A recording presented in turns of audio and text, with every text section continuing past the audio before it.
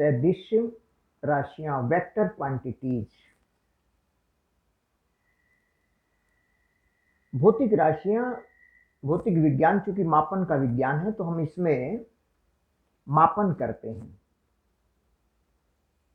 और मापने में जितनी भी राशियां होती हैं उन्हें कुछ अदिश होती हैं, कुछ सदिश होती हैं। जिनमें केवल परिमाण होता है, मान होता है उनका, उन्हें हम अदिश राशि कहते हैं। और जिनमें मान के साथ साथ दिशा भी होती है उसे हम सदिश कहते हैं। सामान्यतया अगर हम अपने चारों ओर की दिशाओं का निर्धारण करें सूर्योदय के हिसाब से, तो नॉर्थ, साउथ, ईस्ट, वेस्ट, ये 4 दिशाएं होती हैं। उत्तर, दक्षिण, पूर्व, पश्चिम। इसे हम सिंपली ऐसे अगर बना दें तब भी ये माना जाता है। केवल ऐसे लाइन खींचकर एरो का निशान लगा दे तो यहाँ नॉर्थ साउथ लिखने की जरूरत नहीं है। इसका मतलब ये अपने आप में नॉर्थ है। और जितने भी नक्शे देखे होंगे कहीं भी बने हुए हों, उसमें उनको नक्शे को देखने का एक ही तरीका होता है कि एरो जिधर लगा है ये उत्तर है तो उत्तर की तरफ को मुंह करके बैठ जाएं। उससे सारी चीजों की स्थिति का हमें पता लग जाता है। अपना स्थान ढूंढ लेंगे तो वहां से बाएं दाएं कौन सी चीज किधर होगी उसका आइडिया हो जाता है। जैसे केवल परिमाण मतलब जैसे चाल होती है, और वेग, चाल के साथ साथ इसमें दिशा भी होती है। कोई वस्तु 40 मीटर दूर है,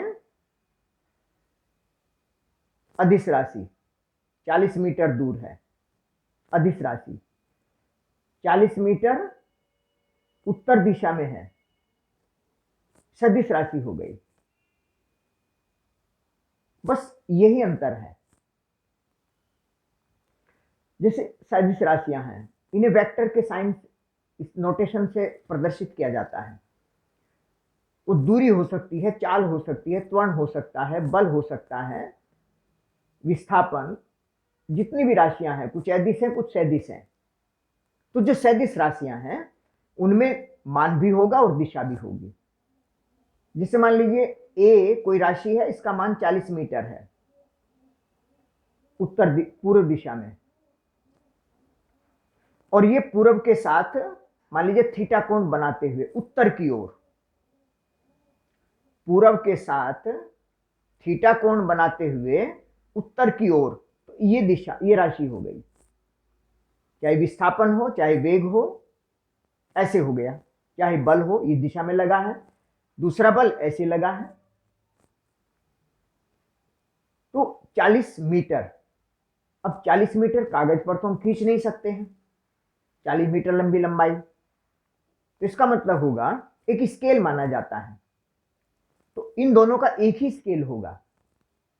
जैसे ये 40 मीटर हो और ये मान लीजिए 60 मीटर हो, ये वाला, तो क्या करेंगे, क्योंकि 6 सेंटीमीटर ज्यादा से ज्यादा 6 से 60 मीटर है, और 6 सेंटीमीटर की लाइन खींची जा सकती है, 12 भी खींची जा सकती है।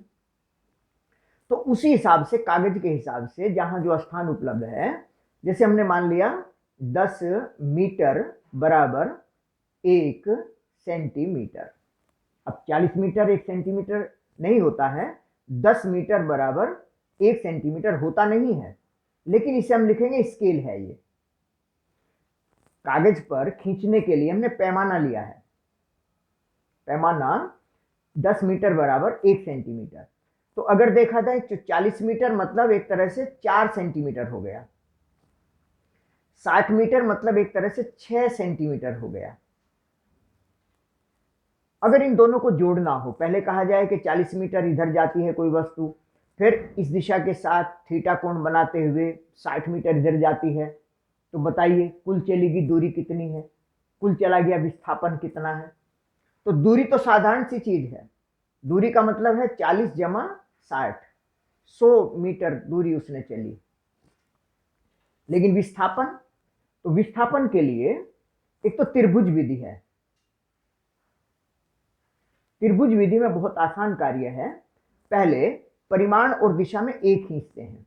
जैसे मान लीजिए यहां से हमने खींचा, तो परिमाण और दिशा में ए वेक्टर मतलब 40 मीटर वाला पूर्व दिशा में मतलब 4 सेंटीमीटर, तो पूर्व की दिशा बना दी और यहां से यहां तक 4 सेंटीमीटर की ये लाइन हमने बना दी, तो ये ए वेक्टर हो गया। अब ए की दिशा के साथ में थीटा कोण जो भी दिया हुआ हो 60 मीटर मतलब 6 सेंटीमीटर, तो इसके साथ इसी दिशा के साथ वही थीटा कोण बनाएंगे जो भी दिया हुआ है। ये एक तरह से बी के पैरेलल समझिए, ए के पैरेलल ये है, तो ये बी वेक्टर हो गया और इसकी लंबाई 6 हो गई, 6 सेंटीमीटर। यहां से चले थे पहले ए वेक्टर परिमाण और दिशा में, फिर इसी की नोक से शुरू करके परिमाण और दिशा में दूसरा वेक्टर, जहां से चले थे जहां तक पहुंचे बिल्कुल सीधा मिला दीजिए इसको, तो ये ए वेक्टर प्लस बी वेक्टर हो गया। इसकी लंबाई नाप लेंगे और लंबाई नापकर मान लीजिए इसकी लंबाई एल सेंटीमीटर आती है, तो इसका मान हो गया एल गुना 40, ये 10 बराबर 10 एल मीटर, क्योंकि हमने 10 मीटर 1 सेंटीमीटर माना है और ये एल सेंटीमीटर है, तो 1 सेंटीमीटर 10 मीटर के बराबर है, एल सेंटीमीटर 10 गुना एल के बराबर होगा। तो इस तरीके से ये इसकी लंबाई मापी जा सकती है। और चूंकि सदिश राशि है तो इसकी दिशा भी देनी होगी। ये कोण तो हमें पता है थीटा है, ये कोण ज्ञात करके लिखना पड़ेगा। मान लीजिए कोण फाई हम लिख देते हैं, फाई कोण मापेंगे और लिखेंगे कि ए की दिशा के साथ फाई कोण, और अगर ये दिशा ऐसे उत्तर दक्षिण वाली दी हुई हो तो यहां से हम पूरब के साथ फाई कोण बनाते हुए उत्तर की ओर, दिशा यहां से भी लिख सकते हैं, इधर से भी लिख सकते, इधर उत्तर है हमें पता है, इधर उत्तर है तो उत्तर से ये कोण भी लिख सकते हैं। उत्तर से पूरब की ओर लिखना पड़ेगा, इस कोण को नाप कर लिखते हैं अगर, तो ये तरीका त्रिभुज विधि कहलाता है। और एक समांतर चतुर्भुज विधि है, डिटेल में पहले भी पढ़ी गई है। जैसे यहां मान लीजिए हम खींचते हैं, यहां से पहले परिमाण और दिशा में ए वेक्टर जो भी है, और यहीं से परिमाण और दिशा में बी वेक्टर, ये वाला। तो जो ए और बी दिए हुए थे, ए ऐसे दिया था, बी ऐसे दिया था, थीटा कोण था इनके बीच का, तो इसी तरीके से करके हम यहां ये थीटा कोण, तो पहले ए वेक्टर किसी एक बिंदु ओ से खींचा और फिर इसी के साथ ए के साथ थीटा कोण बनाते हुए यहीं से बी वेक्टर खींचा, ए वेक्टर के समांतर बी की नोक से ऐसे रेखा खींच देंगे सीधी, इसके समानांतर यहां से सीधी रेखा खींच देंगे। अगर देखा जाए ध्यान से तो ये भी थीटा कोण होगा, ये ए लंबाई है तो ये भी ए लंबाई होगी। ए दो पैरेलल लाइन खींचेंगे तो मॉडुलस मापांक, इसका संख्यात्मक मान ए हो गया, और ये बी हो गया, बी वेक्टर मॉडुलस हो गया। तो यहां से जो ये विकर्ण होगा पूरा का पूरा ये वाला, ये ए वेक्टर प्लस बी वेक्टर आएगा, और इसका कोण फाई यहां से ये माप कर लिख देंगे ए के साथ में। अगर इनका अंतर निकालना हो तो अंतर का मतलब होता है जैसे ए वेक्टर में से बी वेक्टर घटाना है, इसका मतलब होता है A vector plus minus B vector. सदिश राशियों में माइनस का मतलब दिशा का उल्टा होना होता है।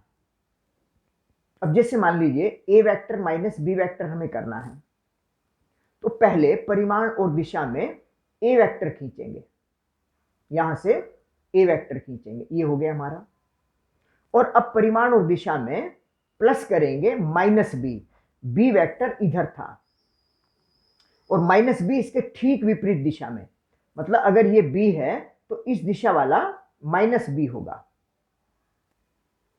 तो यहां से ठीक बी के बराबर ऐसे करके ये माइनस बी वेक्टर हो गया। इसी की दिशा के साथ ये कोण थीटा ही हुआ, ये कोण भी थीटा हुआ, ये माइनस हो गया एक तरह से ही समझ लीजिए।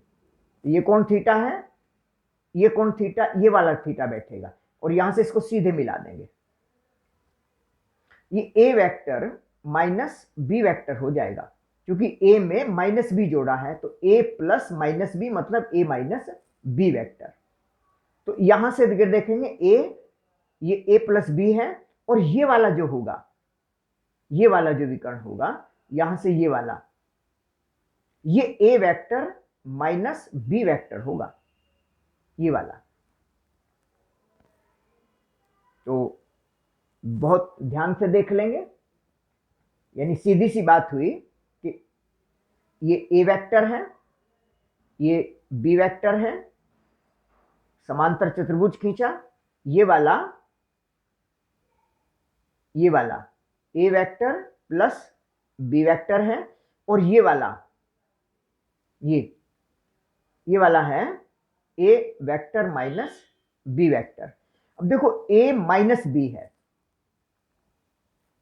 ए माइनस बी, इसका मतलब एरो का निशान इधर लगेगा, और यही अगर इधर निशान लगाएंगे तो ये बी वेक्टर माइनस ए वेक्टर हो जाएगा, क्योंकि माइनस ए वेक्टर माइनस बी वेक्टर का उल्टा करना हो मतलब माइनस साइन लगाएंगे, तो माइनस का मतलब माइनस ए वेक्टर प्लस बी वेक्टर, यानी कि बी वेक्टर माइनस ए वेक्टर। तो ये कॉमन चीजें अगर पता है आपको तो बड़ी चीजें फिर अपने आप तैयार हो जाएंगी। आपको केवल बेसिक चीजें तैयार करनी है, और ये पूरी तरह से तैयार करनी है। कॉन्फिडेंस जब तक आपके माइंड को नहीं लगेगा तब तक वो आगे किसी दूसरी चीज में इनका उपयोग नहीं कर पाएगा।